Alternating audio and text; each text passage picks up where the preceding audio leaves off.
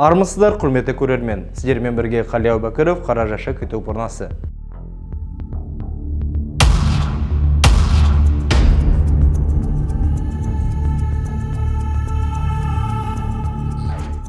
Ресейдің белгілі саясаткерлері шектен шықты деп Қазақстан үкіметі ойламайды ма екен? Ресми Кремль өздеріне қарсы салынған батыс елдердің санкциялары үшін біздің елден өшін алып жатыр деп ойламайсыздар ма? Империяшыл Ресей Орта Азияда және дамушы елдер арасында өзінің үстемшілдігін дәлелдегісі келіп, меніңше бұрынғы КСР елдеріне қысым көтеріп жатқан сияқты. Ал сіздер қалай ойлайсыздар? Барлығын рет-ретімен қарастырайық.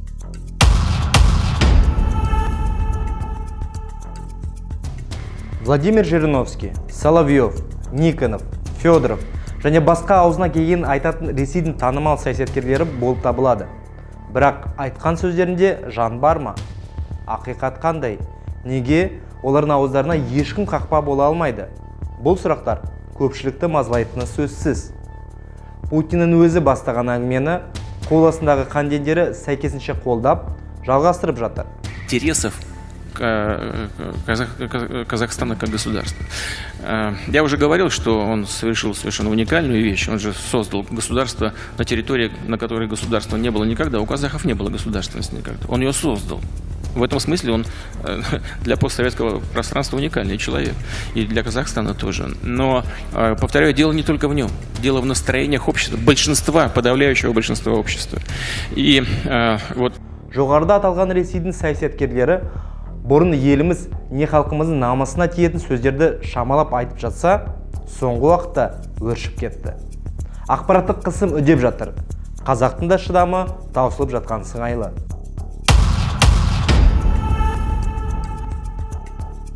Негізінен Жириновский мен оның жақтастары тарапынан қазағым және еліміз туралы дөрекі сөздерді айту шамамен 2005 жылдан басталған. Олардың ішінен ең белсендісі Қазақстанның тумасы Жириновский. Бірақ ЛДПР басшысы Алматыда туып қана қоймай, Ресейдегі саяси мансабын 1993 жылы Қазақстанмен ұштастырып бастайды. Себебі, бұрынғы КСР құрамындағы елдерде тұрып жатқан орыс пен орыс тілдерінде құқын қорғаймын деп ұрандатып жүрген мемлекеттік дума құрамына іліккен болатын. Сонда тәуелсіздікті енді алған Қазақстанға Жириновский тарапынан келесідей үндеулер мен мазақ айтыла бастады. Жабайы дала, ол жерде қайдағы мемлекет болуы мүмкін. Бұның барлығысы Ленин атаның ертегілері. Табиғатта қазақтар ұлт ретінде мүлдем жоқ, және Қазақстан сияқты мемлекетте болған жоқ. Болуы мүмкін емес, себебі бұл Ресейдің губерниялары.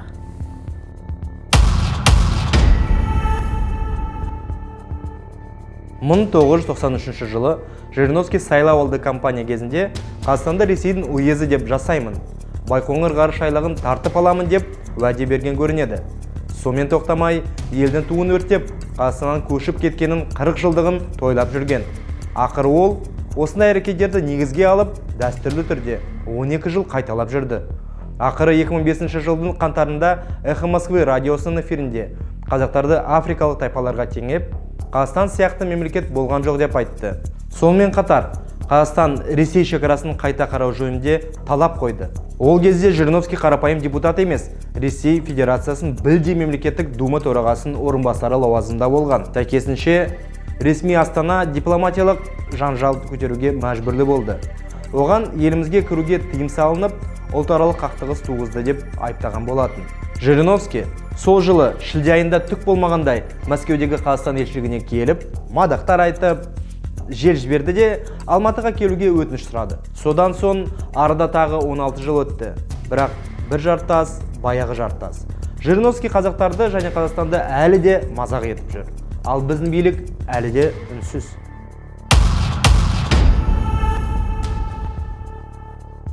Былтыр жылдың соңында болған шиеленісті жағдай еске түсіп тұр. Ресей мемлекеттік думасының 2 мүшесі Қазақстанға қазіргі жерін көрші елге сыйлаған деген мәлімдеме жасады. Дума депутаты Никоновтың сөзіне байланысты, іле-шала еліміздің сыртқы істер министрлігі Ресей Федерациясының уақытша сенімді өкілі Александр Комаровты шақырып алып, наразылық нотасын тапсырды. Ресейдің кейбір саясаткерлерінің Қазақстан жайлы арандатушы әрекеттерінің жиілеуі одақтық қатынастарға айтарлықтай нұқсан келтіретіні атап өтілді. Сыртқы істер министрлігі Ресей тарапының мұндай мәлімдемелерге тиісті баға беруін күтеді және мұндай мәлімдемелерге жол бермеу үшін шаралар қабылдауға шақырады, деді Қазақстан сыртқы істер министрлігі. Бірақ ресми Нұрсұлтанның нотасына Ресей сыртқы істер министрлігінен гөрі Думаның тағы бір депутаты Евгений Федоров жылдам жауап беріп үлгерді. Единая Россия партиясы фракциясының мүшесі Федоров бұқаралық ақпарат көздеріне берген сұхбатында жолдас Назарбаев пен Тоқаев кеткілеріңіз келсе, чемодандарыңызды жинап, Алматы мен өзге де жерді Ресейге беріп кетіңіздер деп мәлімдемеген еді. Федоров Қазақстанға сыйға алған жерін сыйға алдым демесе, басқаша сөйлесу керек деді.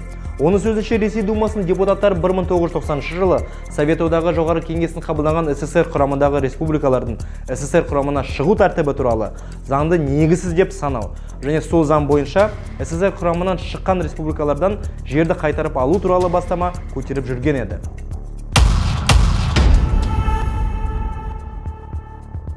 Елімізде Ресей Думасы мүшелерінің Қазақстан жері туралы айтқан сөздері қарсы реакция туғызды.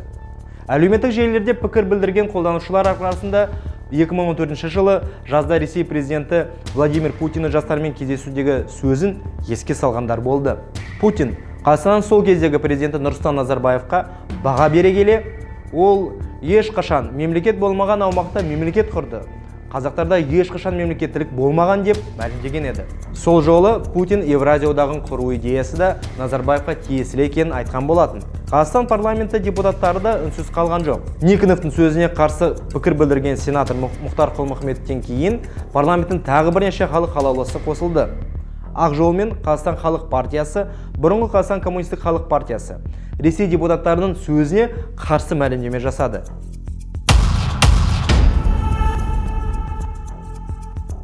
Қазақстанның басқа аймақтарымен салыстырғанда Ресеймен шектесетін солтүстігі мен шығысындағы облыстарда орыс ұлтының өкілдері бұрыннан басым болатын.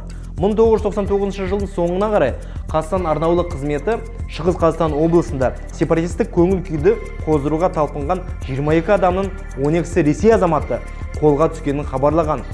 Пугачев деген лақап атқа ие ресейлік Виктор Казимирчук басқарған топ Русская земля мемлекетін құру үшін жергілікті орыс тұрғындарының арасында көтеріліс ұйымдастырып, жергілікті әкімшілік басып аламаққа даярлаған деген айып тағылды. Бұл іс бойынша 10 адам әртүрлі мерзімге сотталып, түрмеге қамалды.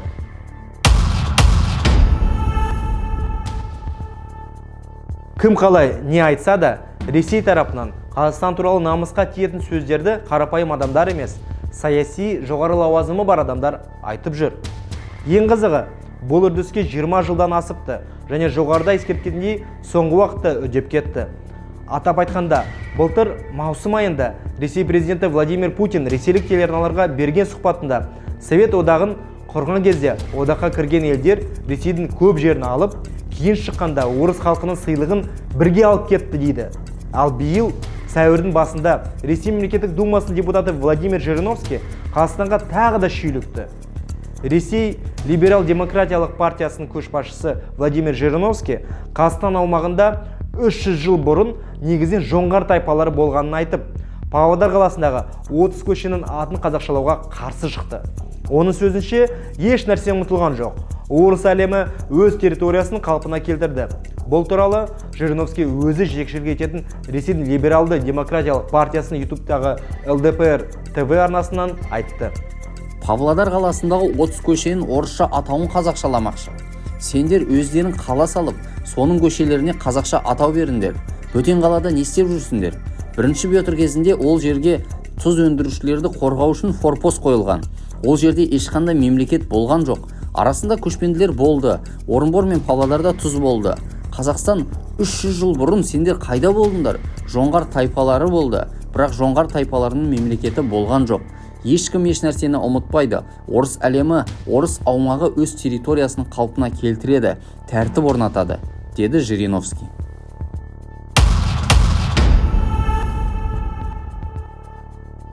Ресейдің сыртқы істер министрі Сергей Лавров хабар агенттігіне мамырдың басында берген сұхбатында жерлес саясаткерлердің мәлімдемесіне түсініктеме беріп, оларды күмәнді және арандатушы деп атады. Сонымен қатар ол екі ел бір-бірінің егемендігін, аумақтық тұтастығын, саяси тәуелсіздігін толық құрметтейтінін атап өтті. Политики по-разному выстраивают свои карьеры, есть политики. Саясаткерлер өз карьерасын әрқалай жасайды. Кейбірі сенсацияның соңына түседі. Енді бірі, егер жұмсартып айтатын болсам, даулы мәселелерге қатысты өткір пікір білдірсе, қоғамның назарын өзіне аударамын деп санайды. Жақсы ма, жаман ба, әйтеуір газетке жазса болды деген сөз бар емес пе?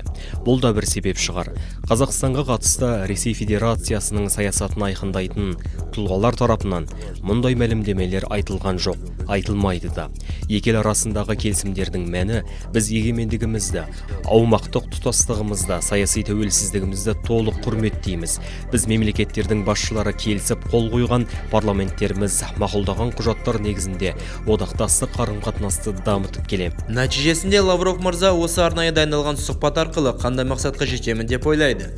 Сөзсіз, қазіргі таңда түркі халықтары арасында тұран мемлекетін не одағын жасау қажеттілігі жөнінде хабар ресми Кремльдің жүкесін тоздырып жатыр. Сонымен қатар, соңғы уақытта шынымен ресейлік саясаткерлер еліміз бен халқымыз жайлы арандатуларын көбейтіп жіберді де ақпараттық соғыс ашты. Енді Лавровтың мақсаты осыны азайтып қазақтарды сабырға шақыру. Қалай, қайда, не дегеніне қарамастан орыс саясаткерлеріне және Кремльдің саясатына қазақтардың көзқарасы өзгермес деп ойлаймын. Себебі орыс көршім болса, айбалтан дайын тұрсын деген қайғыда бекерден бекер айтылған жоқ. Қорытындылай келгенде, қарсы тарапта не жасалды? Қандай әрекеттер іске асырылды? Айтарлықтай тек 2005 жыл еске түседі. Сол кездегі бас прокурор Рашид Түсіпбеков өзін ресейлік әріптесі Владимир Устиновке хат жолдап, қылмыстық кодекс бойынша Жириновский ұлтаралық қақтығыс туғызды деген айыппен жауапкершілікке тартуды талап етті. Бірақ өздеріңіз түсінгеніңіздей ештеңе болған жоқ. Жириновскийдің Қазақстанға уақытша кіруге тыйым салғанына қарамастан, ақыры сол жылы шекара асуға мүмкіндік берілді. Енді қазақ қайтпек, шынымен әрбір осындай намысқа тиетін сөздерден кейін оларға қарсы иммунитет пайда болып жатыр. Дегенмен, осыған көз жұмып отыра беруге болмайды. Елдің ішкі саясатын өзгертіп, Ресейдің барлық саладағы үстемдігін қысқартып, тоқтату керек. Отандық өндірушілер басымдық беріліп, қолдау көрсетілу керек. Бақ саласында неғұрлым Ресейдің телеарналарының эфир өткізу уақытын шектеп, сапалы қазақ тілді контент көбірек жасау керек. Сонымен қатар, қаншалықты примитивті болса да, орыстар көп шоғырланған жерлерге жаппай қазақтарды көшіріп, қазақтардың үлес салмағын айтарлықтай арттыру қажет. Ана тіліміздің қоғамдағы мәртебесі толығымен шешіліп, оның қолдану аясы барлық саланы қамту керек. Осыған ұқсас, басқа да көптеген әрекеттерді іске асырған жөн. Билік осыны істесе де, істемесе де, бізге қарапайым халыққа өзімізден, жанұямыздан, айналмаздағы қоғамнан бастаған абзал. Арнаға жазылуды ұмытпаңыздар, лайк басыңыздар және пікір білдіріңіздер.